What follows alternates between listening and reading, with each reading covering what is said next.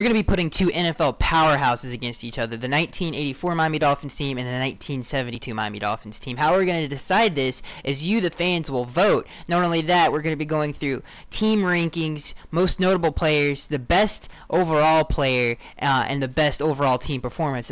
Alright, let's start with the 1972 Miami Dolphins. First, overall team ranking. The 1972 Miami Dolphins were first in the NFL in total offense, scoring 17 touchdowns through the air, 26 touchdowns on the ground, and averaging 27 points a game. The 1972 Miami Dolphins defense was number one in the NFL in total defense. They only allowed 10 passing touchdowns, they grabbed 26 interceptions through the air, and they only allowed 8 rushing touchdowns. Best overall team performance. The 1972 Miami Dolphins absolutely dominated the 1972 New England Patriots, beating them by a score of 52-0. Earl Merle led the team in passing, only 13 attempts with 162 yards and 1 touchdown. Meanwhile, in the rushing attack, Mercury Morris rushed for 90 yards and 3 touchdowns.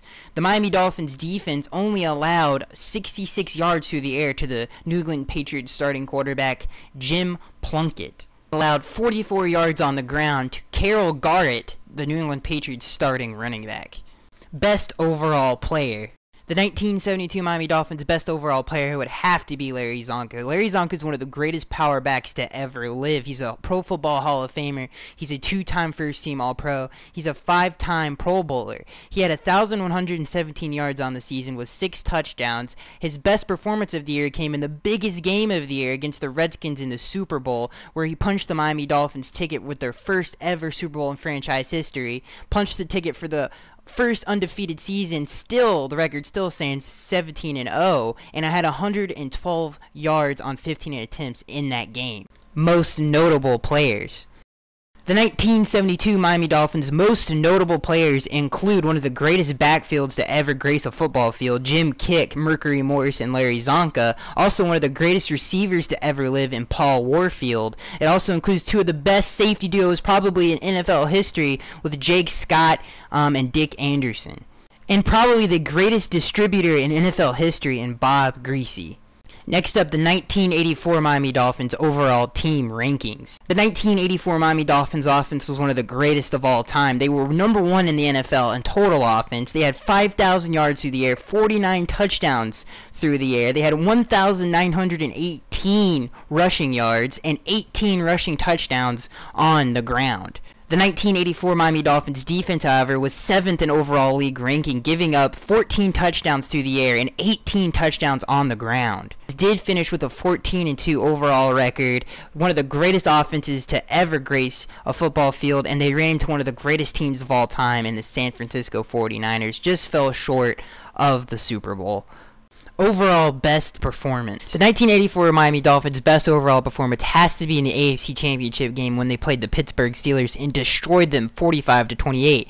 Dan Marino had an all-time great AFC Championship game, probably the greatest AFC Championship game a quarterback has ever had. He completed 21 out of 32 attempts, 421 yards through the air, 4 touchdowns, and only 1 interception.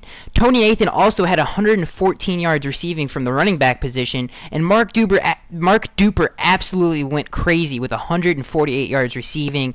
The defense had nowhere near the performance that the offense had. They allowed 28 points. They allowed 303 yards through the air to Mike Malone, 3 touchdowns. They did pick him off 3 times, and they allowed 66 yards on the ground to the Pittsburgh Steelers starting running back. Best overall player. The 1984 Miami Dolphins' best player would have to be Dan Marino. No quarterback in NFL history elevated the players around him more than Dan Marino did. Dan Marino had one of the greatest seasons in NFL history, possibly the greatest offensive season in NFL history, passing for 5,000 yards, 48 touchdowns through the air. He was an absolute freak on the football field. And they played in the 80s, for God's sakes. The 80s, for God's sakes, where people were throwing people on the ground 50 yards down the field. Dan Marino is truly one of the greatest players to ever live. Most notable players. The 1984 Miami Dolphins were one of the greatest offenses to ever live.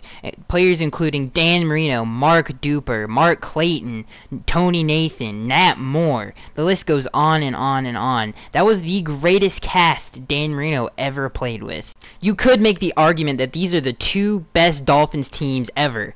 It would be a hard argument to make, but these two teams are obviously extremely talented, riddled with Hall of Famers. Obviously, both of them are coached by Don Shula. Dan Marino, that was by far the best team he ever played on. Obviously, it would be two Hall of Fame quarterbacks going against each other, Bob Greasy and Dan Marino. It would be one heck of a just game to watch. So I leave it up to you guys, the fans. Vote down in the comment section below, and next Wednesday, when I do my Miami Dolphins podcast, I will announce what team won.